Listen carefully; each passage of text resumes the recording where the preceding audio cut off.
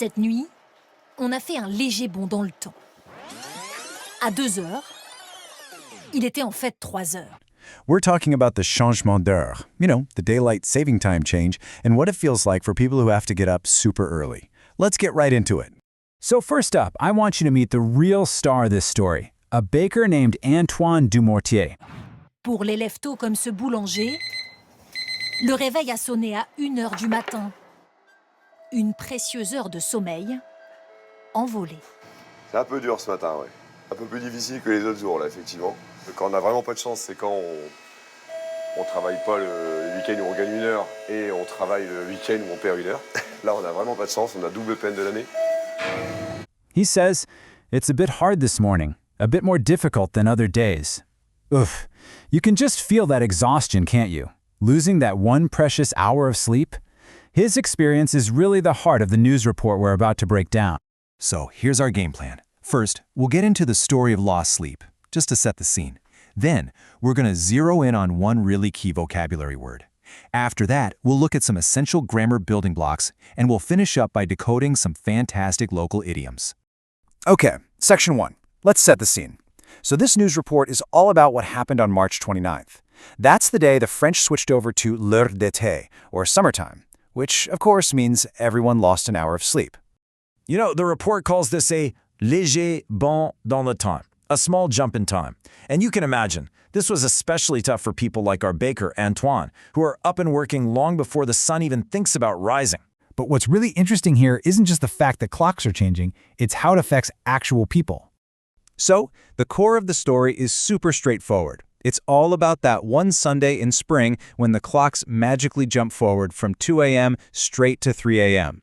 This is the big switch to what they call heure d'été, or summertime. And yeah, the big takeaway is that everybody loses an hour of sleep. And for some people, that's a really big deal. Antoine Dumortier, he has this amazing phrase for the time change, la double peine de l'année. That literally means the double penalty of the year. So why a double penalty?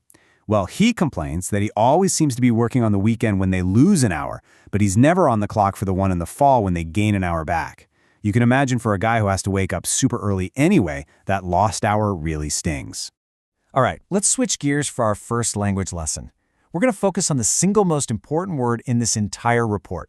Seriously, getting this one right is the key to understanding the whole story. The key phrase here is le changement d'heure. Now, literally, that means the change of hour, and it's the specific term they use for the daylight saving time shift. This is the main subject of the whole report. Now, this is where a lot of people get tripped up, so let's clear it up right now. In French, le changement is the noun, as in the change. But changer is the verb to change. They look almost the same, right? But if you mix them up, it can get confusing.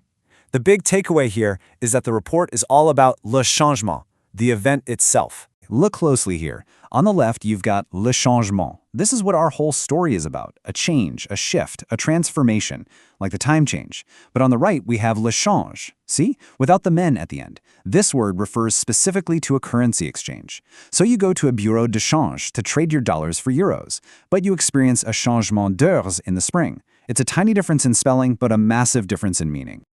And Antoine's not the only one feeling the effects. Over at a market in the city of Lille, we meet a vendor, Olivier Delacourt. Quand sonne 6 heures sur ce marché du centre-ville de Lille, le soleil fait encore la grasse matinée. Pour installer sa marchandise, pas le choix, ce maraîcher doit s'éclairer. On est 1 heure plus tôt que d'habitude, du coup il fait noir alors que d'habitude on déballe dans la lumière. Donc on met les phares et c'est quand même beaucoup plus pratique pour nous. Passage à l'heure d'été oblige, il n'y a pas foule sur le marché. Après, celle-là, elle est plus jeune, mais elle est plus liante en fait. Ce matin, les clients se font désirer. D'habitude, il y a un petit peu plus de monde. Des gens un peu plus habitués qui aiment bien se lever tôt et pas devoir attendre. Là, on les attend. He says, usually there are a few more people around. But, well, today, we're still waiting for them. That lost hour of sleep means his customers are all hitting the snooze button, and his morning market is way quieter than usual. You can totally see the ripple effect this one little time change has on his business. Okay, so we've got the story down. Now for step 2, which is my favorite part, finding the flavor. This is where we peel back that next layer and look at the juicy stuff, the idiomatic expressions that give the language its personality and really make it come alive. The article says this about our baker, Antoine. Like every Sunday, his production sold like little breads. Sold like little breads. What on earth could that possibly mean? This is a classic. The phrase vendu comme des petits pains is pretty much the French equivalent of saying something sold like hotcakes. It's such a great image, right? You can just picture people grabbing those fresh breads as soon as they're out of the oven. It just means his stuff was flying off the shelves. A fantastic little phrase to have in your back pocket. Okay, next up. The article is describing the early morning at the market, and it says the sun, le soleil, is still doing la grasse matinée. So, what is the sun doing exactly? Oh, this one is just brilliant. To faire la grasse matinée literally translates to do the fat morning, but it's the most common way to say you're sleeping in. And here, the journalist is personifying the sun, playfully saying that it hasn't risen yet because, well, it's sleeping in, thanks to the time change. So next time you have a lazy weekend morning, you can tell everyone you're having a grasse matinée. Let's go back to the market where our vendor is still waiting for shoppers. The article says, les clients se font désirer. The customers are making themselves desired? That sounds a little strange, right? Let's figure out what's really going on here. Se faire désirer is such a wonderfully nuanced phrase. It means that someone is keeping you waiting. They're taking their sweet time, maybe even playing a little hard to get. It perfectly captures that feeling of the vendor's slight impatience, but in a light-hearted way. It's much more colorful than just saying the customers are late. All right, ready to peel back one more layer? Let's get to step 3, the blueprint. We're going to look at a super common grammatical structure that's basically everywhere in French. It's called le complément du nom, and it sounds way scarier than it actually is.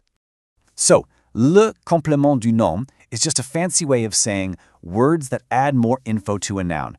That's it. It often uses the tiny little word de, which can mean of or from. Think of it like this. In English, we might say the car key. In French, they'd say the key of the car. It's just a different way of building the same idea. And once you start looking for it, you see this pattern all over our story. It's not just any time, it's heure d'été, time of summer. It's not just any downtown, it's the centre-ville de Lille, the city center of Lille. Not just any morning, but la matinée du dimanche, the morning of the Sunday. A noun's complement. You just take a noun, you add the little word de, and then you follow it with a second noun to add more detail. Let's see how it works. Here's our first example from the report. Une heure de sommeil. See the pattern? You have noun number 1, une heure, an hour. Then you have de, and then noun number 2, sommeil, sleep. An hour of sleep. Simple, right? You're just linking two ideas together. And here it is again. Le centre-ville de Lille. First noun, le centre-ville, the city center. Then our connector, de, and the second noun, Lille, the city center of Lille. See, it's a really fundamental pattern for adding more information. Now this next one shows a tiny little variation, l'heure d'été, which is summertime. The structure is exactly the same, but because the word heure starts with that silent H, which is a vowel sound, de squishes down to de. So instead of de été, it becomes d'été. Just listen for that little apostrophe. So, let's take a step back. What did we actually just do? We walked through a really simple, repeatable method for tackling any piece of authentic French you come across. Let's just quickly recap those 4 steps. First, you just start with the story, get the who, what, and where. Then, you hunt for the flavor, all those fun, colorful idioms. Next, you look for the blueprint, those common grammar patterns like le complément du nom. And finally, you catch the fine print, those sneaky little vocabulary details like changement versus change. So there you have it. This is your toolkit for watching the report. Just remember the difference between the noun changement and the verb changer. Keep an eye out for that noun plus de plus noun pattern. And most importantly, listen for those fun, colorful expressions that bring the language to life. You've got the context, you've got the keywords, a little bit of grammar, and the secret code to the idioms. You are totally ready to dive into this news report and understand it, so give it a listen and see just how much you can pick up. Are you up for the challenge? Cette nuit, on a fait un léger bond dans le temps. À 2 heures, il était en fait 3 heures. Pour les lève-tôt comme ce boulanger, le réveil a sonné à 1 heure du matin. Une précieuse heure de sommeil envolée. C'est un peu dur ce matin, ouais. Un peu plus difficile que les autres jours, là, effectivement. Quand on n'a vraiment pas de chance, c'est quand on travaille pas le week-end où on gagne 1 heure et on travaille le week-end où on perd 1 heure. Là, on n'a vraiment pas de chance, on a double peine de l'année. 1 heure de plus ou de moins. Comme chaque dimanche, sa production s'est vendue, comme des petits pains. Quand sonnent 6 heures sur ce marché du centre-ville de Lille, le soleil fait encore la grasse matinée. Pour installer sa marchandise, pas le choix. Ce maraîcher doit s'éclairer. On est 1 heure plus tôt que d'habitude, du coup il fait noir alors que d'habitude on déballe dans la lumière, quoi. Donc on met les phares et c'est quand même beaucoup plus pratique pour nous. Passage à l'heure d'été oblige, il n'y a pas foule sur le marché. Après celle-là elle est plus jeune mais elle est plus liante en fait. Ce matin, les clients se font désirer. D'habitude il y a un petit peu plus de monde, des gens un peu plus habitués qui aiment bien se lever tôt et pas devoir attendre. Bah là on les attend. Mettez-moi 200 grammes de champignons. D'accord. En fin de matinée, les leftards finissent par arriver, un peu fatigués. On était de sortie hier soir, donc la nuit fut courte. Mais bon, d'ici 2-3 jours, on aura repris le rythme. On s'habitue à se lever à une certaine heure et je crois que le corps, il réagit et c'est un peu compliqué. Surtout quand c'est l'heure d'été. La bonne nouvelle, c'est que les journées vont rallonger. La moins bonne, c'est que le réveil demain matin risque encore un peu de piquer.